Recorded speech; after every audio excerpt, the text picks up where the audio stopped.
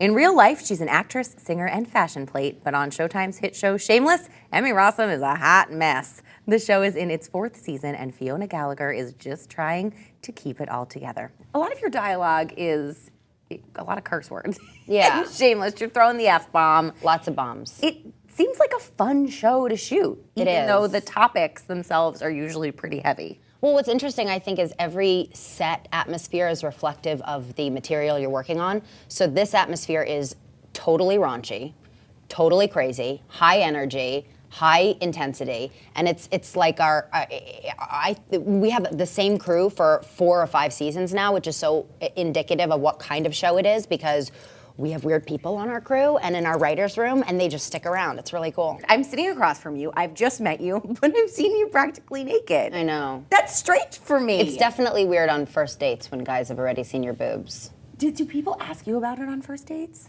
No.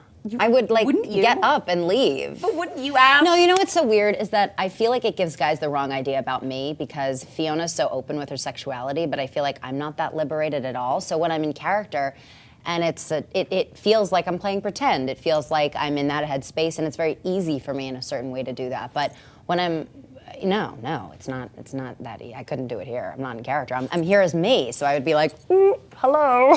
Even though we've already seen it. Even though you've already seen it, yeah. And it hasn't changed. People on set, I mean, like you said, I almost think it would be more bizarre to work with a cast and crew that you've known for so long versus I'd rather a complete stranger see me naked than someone people I've like this, you guys. You know, weirdly, the romantic nudity doesn't weird me out at all. There's a comfort level you have with another actor. You know, they're just as bare as you are. But I did a scene this year in the prison where I was being strip searched, and it was a cavity search scene. That was a rough scene. Completely naked for it.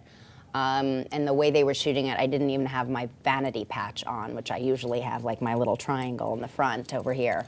And I had a huge panic attack as we were shooting it, which has actually ended up in the show, because I had never felt so kind of dehumanized in a weird way. And I said to my boss, our showrunner, like, I really hope that scene is good. I really hope it's worth it, because you're putting me through hell. Like, I had a huge panic attack.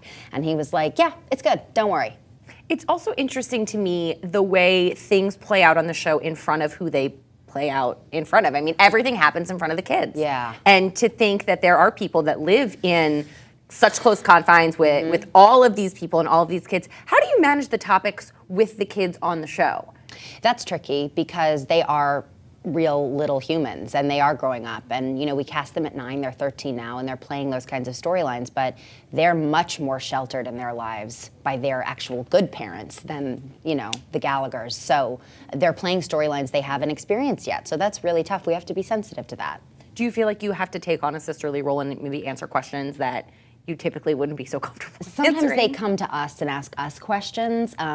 And you know, they're kids, so they're exposed to things that going into high school, like marijuana, like, you know, parties that might have, you know, inappropriate things. And I think that is hard growing up, but I've experienced that too. So I can be more like a big sister, but I have to remind myself, like, I'm not their actual parent. In my experience, people who are squeaky clean are people who haven't really done anything. If they haven't done anything, I don't want them to be there making decisions. I want somebody who has a great appetite and